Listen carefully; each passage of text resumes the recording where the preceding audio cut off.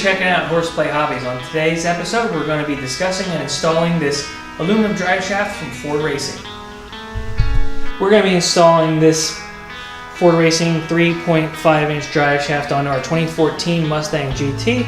Our car has a 6-speed manual transmission in it. This should fit the 2011 through the 2014 Mustangs and Boss Mustangs as well.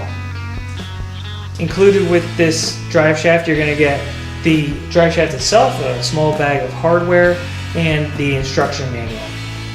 One thing that I did notice on this drive shaft was that it is made by Dana Spicer and it's branded just by Ford Racing. If you look in here, you can see the branding of Spicer, indicating it's made by Dana Spicer, and Ford Racing just is selling that under their own name. So you could buy the Dana drive shaft and get the same unit. One reason you may want to install this one-piece drive shaft opposed to the factory two-piece drive shaft found in 2005 through 2014 Mustangs is, number one, you're going to drop about 20 pounds of rotating mass, which may not sound like a whole lot, but that's going to equate to less clunking in your drivetrain and claims of dropping about 0.15 seconds per quarter mile ET. Also, it's going to be quite a bit stronger. You're basically taking out the weak link of the drivetrain. According to the instructions here, in this diameter of 3.5 inches, this should be rated to handle about 940 horsepower. Hopefully, that's going to be enough to handle what you guys are going to throw at it. As far as value is concerned, coming in right around the $700 price point for an aluminum one-piece drive shaft is not the cheapest option. I wouldn't recommend it as one of your first go-to power adding things, but it is going to be a very good insurance measure if you're going to be throwing some serious power to your car down the road. Next thing up is we're going to dive on to the installation in our 2014 Mustang. As far as your tool list is concerned to install the aluminum one-piece drive shaft into your Mustang, it's going to be as follows: a 13mm open and box wrench, 3/8 drive ratcheting tool. You're going to need a swivel in 3/8 also, 8mm Allen key, an 8mm Allen key socket, 10mm socket, 12mm socket in 12-point, 13mm socket, and a couple of extensions. You're going to definitely need one really long one, maybe a short one or two, and a torque wrench. First step, we're going to remove the old drive shaft from underneath the car. You're going to need either a lift or jack and jack stands. In my case, we're using jack and jack stands. Just make sure you're nice and secure before we begin. From the angle, you might not be able quite to tell what you're looking at, but over here we got the rear end housing of the car. This is the drive shaft itself. There's 6 bolts that go around this flange here. These are 10mm bolts, so we're going to take out as many as you can, and you're going to have to rotate the drive shaft a bit, put your parking brake back on, and then get at the other ones. After you get 2 bolts out of your drive shaft, you're going to want to come inside the car, take the parking brake off, put the car into neutral, and then we're actually going to rotate the tires, which are going to in turn rotate the drive shaft. You want to get your next 2 bolts lined up and then reapply your parking brake and put the car back into gear to hold the drive shaft from spinning. Now we're back underneath the car. I'm actually going to rotate the wheel and tire. You can see the drive shaft spinning. I'm going to bring these next 2 bolts right to the bottom so that I can access them with my tools. Once those 2 bolts are visible, I'm going to go back inside the car, put it back into gear, and apply the parking brake. Once you get all 6 bolts out of the rear portion of your drive shaft, we're going to focus on the flange that goes right into the transmission. You're going to need a 12mm 12-point socket. 6-point won't work. They're 12-point bolts on this.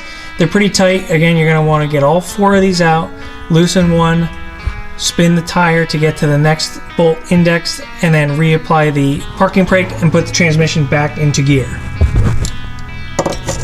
These bolts you're going to want to retain. They're going to be reused to install the new drive shaft.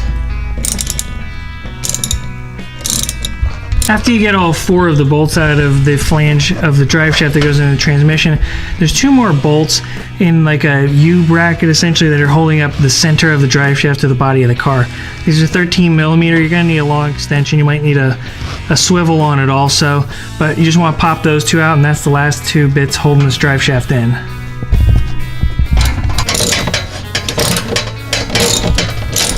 Once you start to loosen up this second bolt, the drive shaft's going to want to start to come out. It can help to have a buddy to help hold it at this point. Once you get all your bolts out and you get your carrier bearing bolts out and everything, the drive shaft will come free. It might take a couple hits. I had to whack on ours with a hammer a couple times, but once you do, it's going to come out of the sucker super heavy.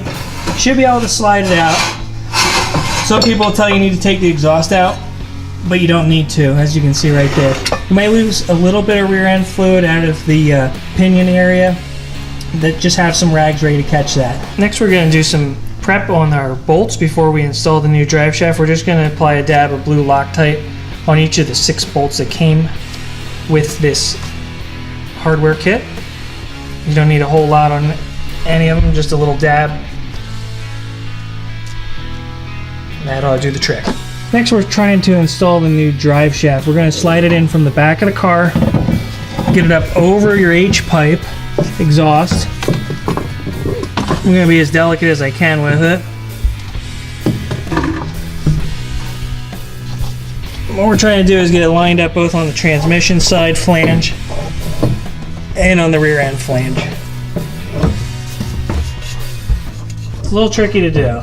So as you're sliding your new drive shaft into place, there's 2 bolts with a 13mm head on it. You want to insert those before you slide the drive shaft in, one on this side and one 180 degrees opposed to it right there. Make sure that you have it oriented just the way that I do. So as you're sliding your drive shaft in, you want to slip these bolts in through the flange on your rear end.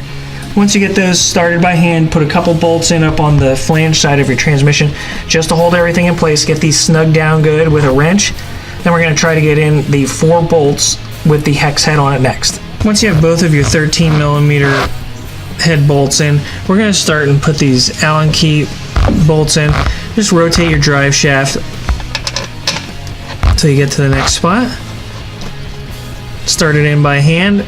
Once you get everything hand started, then we're going to go and start torquing everything down to its specified torque, and we're going to do that in a star pattern, kind of like the same way you would tighten lugs on a wheel. And the spec is 41 for all of this. After you have your drive shaft installed, you want to check what's referred to as the pinion angle. You're going to want to have some sort of measuring device, put it on the pinion right here. We have a digital one on our cell phone. This is measuring 2. And then you're going to want to put it on your drive shaft. It's measuring 4. What you want to do is minus the angle from the pinion and from the angle that you have from the drive shaft.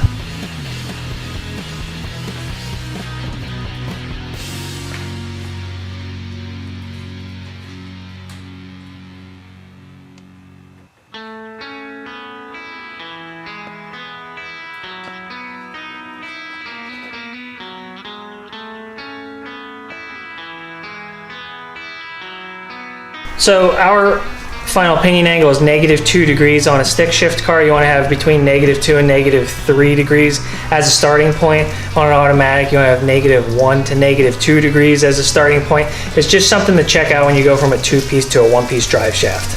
That wraps up the installation of our Ford Racing 1-piece aluminum drive shaft. All that's left to do is get your car back down on the ground and go out and enjoy the newfound performance. As always, thanks for checking out Horseplay Hobbies. If you have any other things you'd like to see, let us know below in the comments, and hit the thumbs up and subscribe button.